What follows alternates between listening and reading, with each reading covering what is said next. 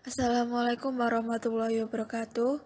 Kami akan mempresentasikan hasil dari kerja kelompok kami yang berjudul Perusahaan Multinasional. Pengertian perusahaan multinasional. Perusahaan yang kegiatan bisnisnya bersifat internasional dan lokasi produksinya terletak di beberapa negara. Cabang di luar negeri tidak hanya dimiliki perusahaan induk saja, tetapi juga operasi atau kegiatan cabang dikontrol dan diawasi oleh perusahaan induk.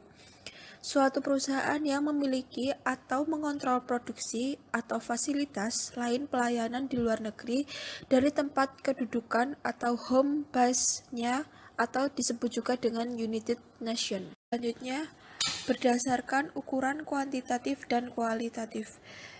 Berdasarkan ukuran kuantitatif, yang pertama beroperasi di 2 negara atau lebih, dan yang kedua revenue dari foreign operation mencapai 25-30% revenue total. Selanjutnya berdasarkan ukuran kualitatif. Yang pertama, berorientasi pada home market atau ethnocentric. Yang kedua, berorientasi pada beberapa individual atau foreign markets, polycentric. Yang ketiga, berorientasi pada wilayah atau regiocentric.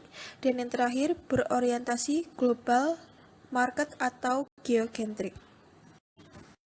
Adapun sifat perusahaan multinasional, terdapat 3 sifat. Yang pertama, karakter MNC sangat bervariasi tergantung dari cara pendirian cabang di luar negeri, pola pemikiran dan tujuan operasi di luar negeri.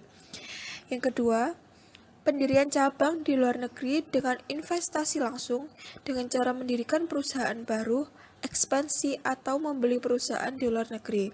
Dan yang terakhir, pengaturan pemilikan dan cabang luar negeri atau lebih banyak joint ventures. Tujuan dan motif perusahaan multinasional. Ekspansi secara vertikal.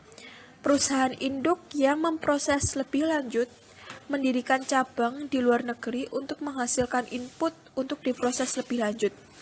Contohnya seperti perusahaan minyak mendirikan cabang di luar negeri di mana terdapat sumber minyak yang kemudian dapat diproses lebih lanjut oleh perusahaan induk.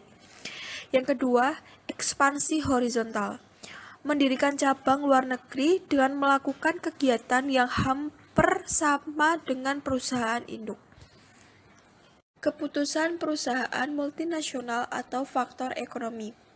Tujuan penjualan maksimum, terdapat manfaatnya, yaitu mengetahui kebutuhan dan selera konsumen, pelayanan kepada konsumen, masalah hambatan tarif dapat diatasi.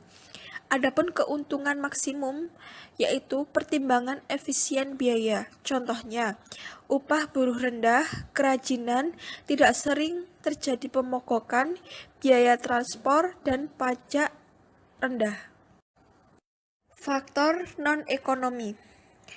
Terdapat 3 faktor, yaitu faktor sosial budaya, berdasarkan sikap pemerintah terhadap perusahaan asing, serta kestabilan politik negara untuk menerima. Kekuatan bersaing MNC. 1. MNC sebagai perusahaan superior. 2. Dipandang memiliki kekuatan monopoli yang diperoleh karena penggunaan teknologi R&D.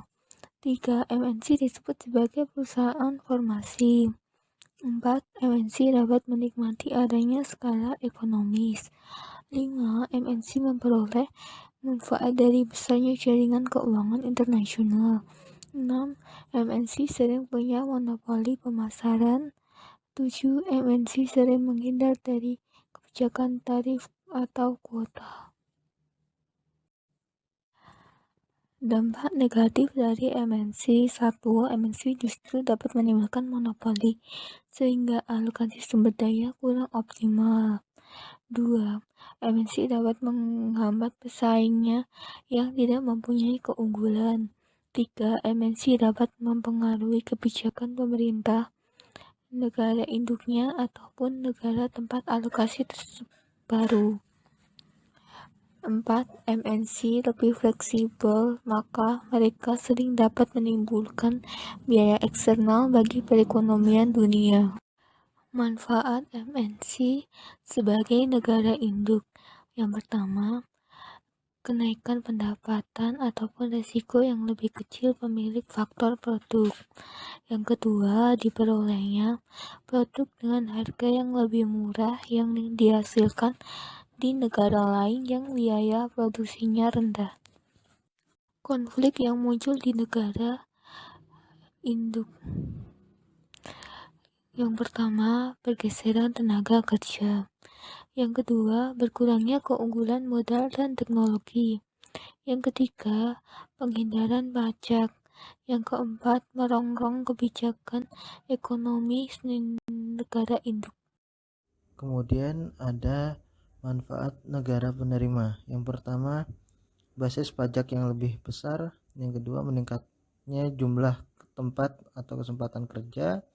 Yang ketiga, ahli teknologi. Yang keempat, ekspansi modal. Yang kelima, diperkenalkannya jenis industri khusus. Dan yang keenam, pengembangan sumber daya lokal. Kerugian negara penerima. Yang pertama, mencari laba yang berlebihan.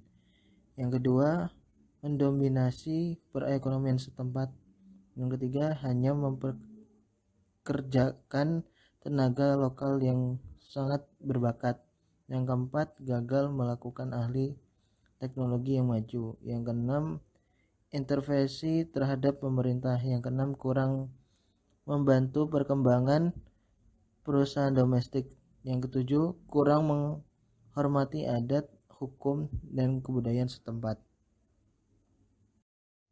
Pengaturan MNC oleh negara penerima. Yang pertama, pengaturan tentang masuknya MNC. Yang kedua, penentuan sektor-sektor tertentu yang sudah tertutup untuk investasi asing. Yang ketiga, negara penerima yang mengatur kegiatan MNC.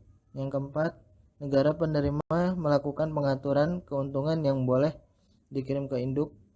Yang kelima, negara dapat melakukan tindakan nasional MNC. Sekian dari kelompok kami, kurang lebihnya mohon maaf. Wassalamualaikum warahmatullahi wabarakatuh. Sekian dari kelompok kami, kurang lebihnya mohon maaf. Wassalamualaikum.